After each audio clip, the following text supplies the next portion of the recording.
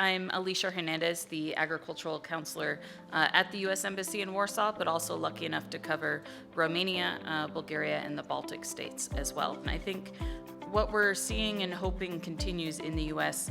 is an understanding that as we all face climate change, as do Romanian and European farmers, we need better data and better science to fight these new challenges that didn't exist before.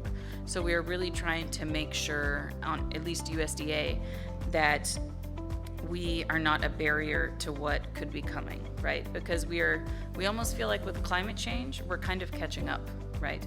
And the solutions that we need. So we can't keep catching up or we won't solve the problem, right? We need to find some way to get in advance of it, and that won't happen without sound science. I'm here today and very happy to have the opportunity to highlight the importance of innovation in agriculture. As we all know, the world is facing a wider range of challenges.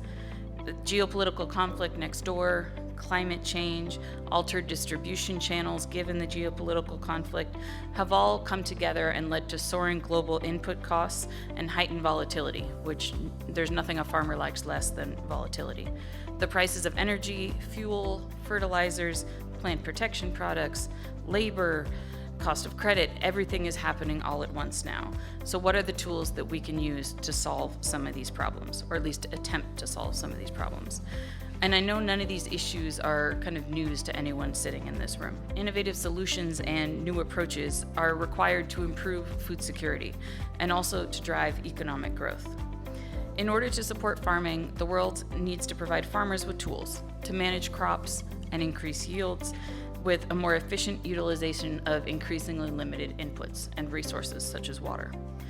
Without this, farmers cannot continue to feed the world despite the challenges that seem new and different and more intense every year. Innovative agricultural biotechnologies harness the power of biology to create new products, which provide opportunities to improve the quality of life, the quality of food, and the environment itself. When it comes to drafting and adopting the legal framework in this field, every country seems to have its own approach. Regulatory policies, though, are not always based on sound science, and unfortunately sometimes based on political science.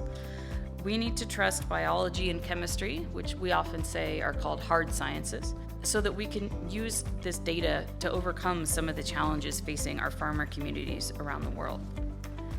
USDA has a sound regulatory environment on genetically engineered and genome-edited products.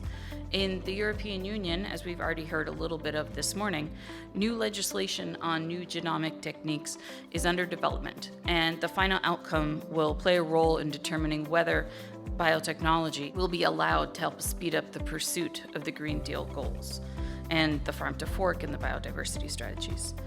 Science and research have helped us understand how we got to this point and what are the impacts on the climate now and what those impacts will be in the future. And that same science and research is needed, again, to overcome these challenges as they get more intense in years to come.